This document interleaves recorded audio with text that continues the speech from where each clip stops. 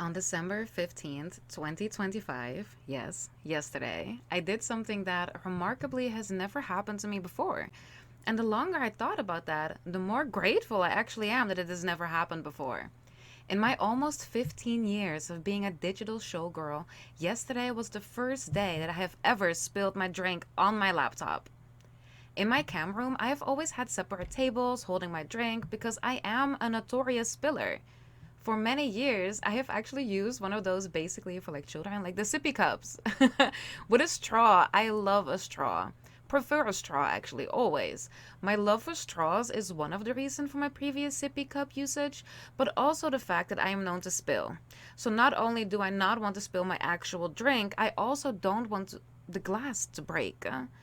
It has saved me many times because I have definitely knocked over my sippy cups before. But as they are designed to not make a spill everywhere, I have gotten rid of my sippy cups a year or so ago, maybe longer. I got rid of them mostly because I just really enjoy glass and porcelain and ceramic a lot more than plastic, although I would still use straws. But earlier this year, when we finally ran out of plastic straws, and since you're not allowed to buy them in this country anymore, I have finally achieved adult status by drinking from my glasses like a normal adult. No sippy cup, no plastic, using glassware.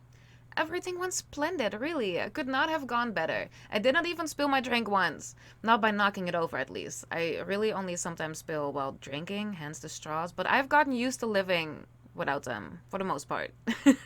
Until yesterday. On a dark, cloudy, cold, almost winter day, I spilled my drink all over my laptop. And I think I'm doing pretty good, if I may say so myself. I'm feeling hopeful my laptop will survive because I do all my work on there, so I really do need it.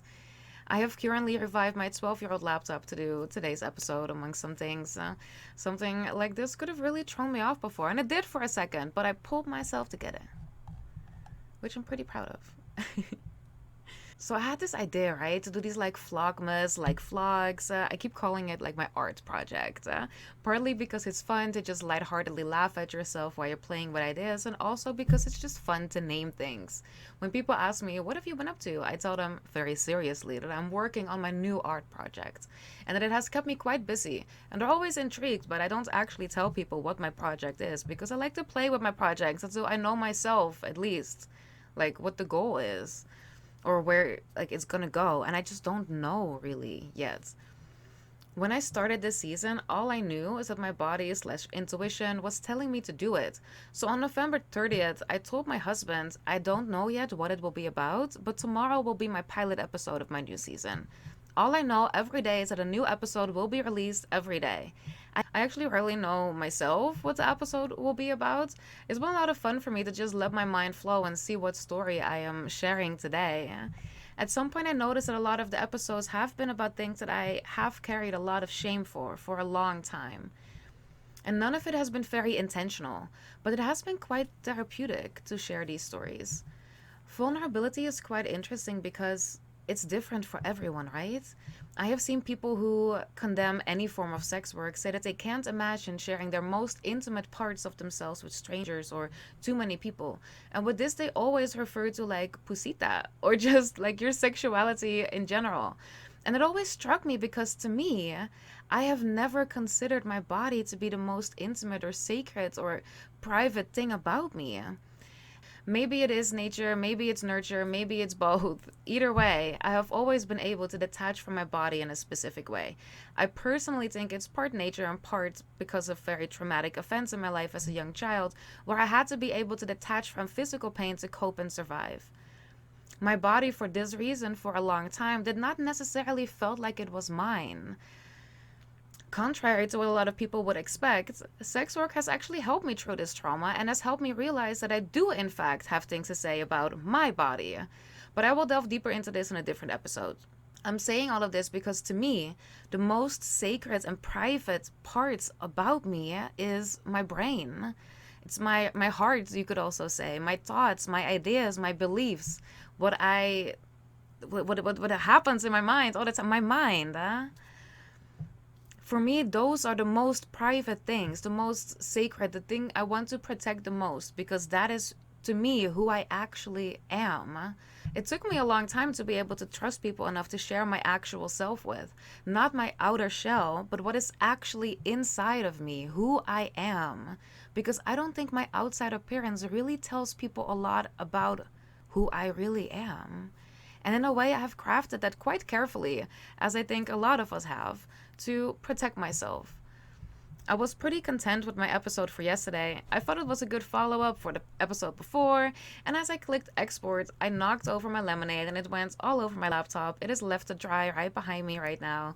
As I said, I'm feeling pretty hopeful about it. Like, please, fingers crossed. One thing that I'm realizing today is that maybe it was my subconscious trying to pause this project, because I have been 1,000% more vulnerable in this season, in the last 15, 16 days, than in my 15 years on the internet. And my impulses have led me to share some parts about me that I am not proud of. And maybe I was trying to hold myself back from maybe sharing more things that I am not proud of. But they are a part of me, and it is a part of the journey that I have been on. So it has, all of these things have formed me as a person, for better or worse, really. Maybe it's just my subconscious fucking with me to protect myself from sharing too much with myself with people, because God forbid people would discover that I am not actually superhuman, right? When ironically, I think one of my driving forces for this season is to actually show my humanness. I really am just a person trying to do their best with what I got. That's all we can do, really. So even though it terrifies me to be so vulnerable to the entire world, really, and a part of me keeps on saying that maybe it's a sign to stop, but I think that that is my fear talking, because a much louder voice inside of me is telling me to continue. So I'm going to continue showing up for my art project, even though I don't know where it will lead, which also terrifies me. All I do know is that the show must go on. So here I am. Stay tuned for new episodes.